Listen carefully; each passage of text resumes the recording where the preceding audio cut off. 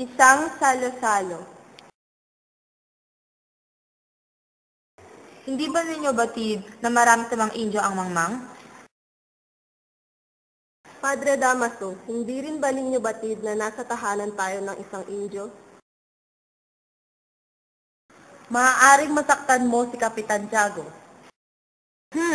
Matagal nang ipinagpalagay ni Tiago na siya ay hindi isang Indio. Inuulit ko, wala nang makakatalo sa kabangmangan ng mga Indio.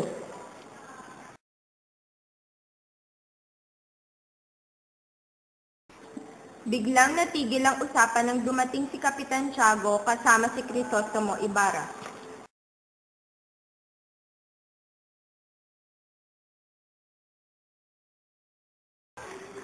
Mga kaibigan, ikinagagalak ko ipakilala sa inyo ang dahilan ng pagsasalong ito. Ang anak ng nasira kong kaibigan, si Don Crisostomo Ibarra, kararating lamang niya mula sa Europa. Buenas noches, amigos, sa mga kura sa aking bayan at sa matalik na kaibigan ng aking ama, Padre Damaso. Patawarin po ninyo ako sa aking pagkakamali. Hindi ka nagkakamali. Ako nga si Padre Damaso. Ngunit kailanmay hindi ko naging matalik na kaibigan ng iyong ama. Kayo na nga ba ang anak ng yumaong si Rafael Ibarra? Sa inyong lingkod, Senyor Teniente. Maligayang pagdating, naway mas maging mapalad kayo kaysa sa inyong ama. Maraming salamat po. Nakahanda na po ang hapunan.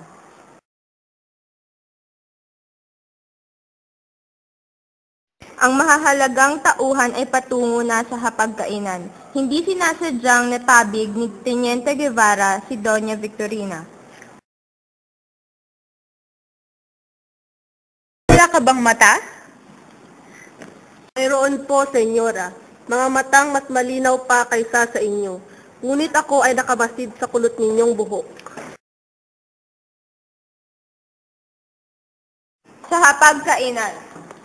Senyor Ibarra, sa halos 7 taon ninyong pamamalagi sa ibang bansa, anong pinakamahalagang bagay ang nakita nyo? Nang natutunan ko ang kasaysayan, nalaman ko ang kalayaan o ang pagkaalipin ng isang bansa ang nagdidikta ng kasaganahan o paghihikahos nito. Nagawa mong lustayin ng iyong yaman para lamang dyan? Wala ka na bang nakitang mas mahalaga? Isa kang bulag, kahit ang isang batay alam yan.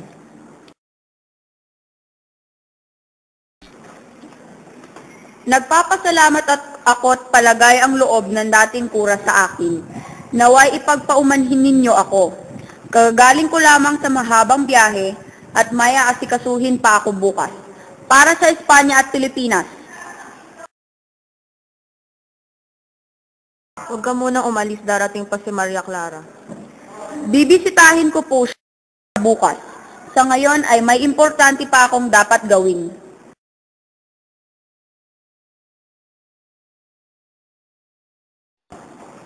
Nakaalis na nga si Ibarra. Nakita nyo na? Ganyan ang nangyayari sa mga kabataang ipinapadala sa Europa. Nagiging mayabang at mapagmataas. Kaya nararapat lamang talagang ipagbawal na ang pagpapadala ng mga kabataan sa Europa.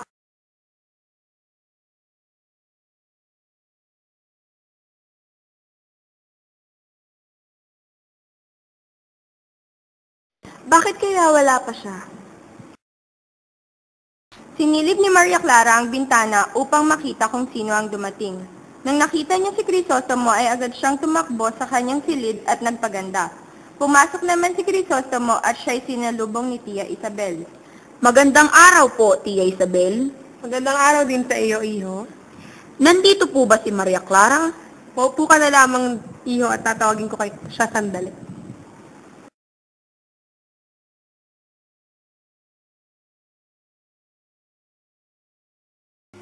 Si Tia Isabel ay kumatok sa pinto ng silid ni Maria Clara. Maria Clara, sa Isabel mo ito. Pasok na po kayo, Tia. Iha, nariyan na si Crisostomo. Paghihintayin mo pa ba siya? Hindi na po, tiya. Lumabas si Maria Clara.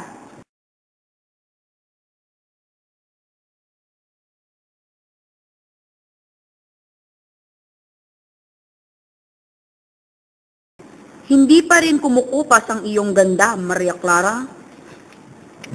Nagtungo silang dalawa sa azotea.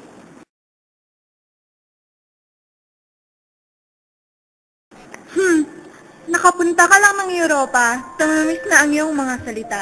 Marahil maraming magagandang babae sa ibang bansa ang nahulog sa pambobola mo. Mahal ko, alam mo bang ako ay isang mapalad na nilalang? Mapalad? Bakit? Dahil sa mga babae mo?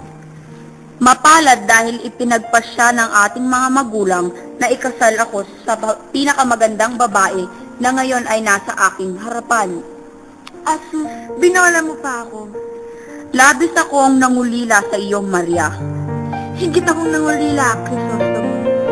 Patawarin mo ako kung ako'y magpapaalam na.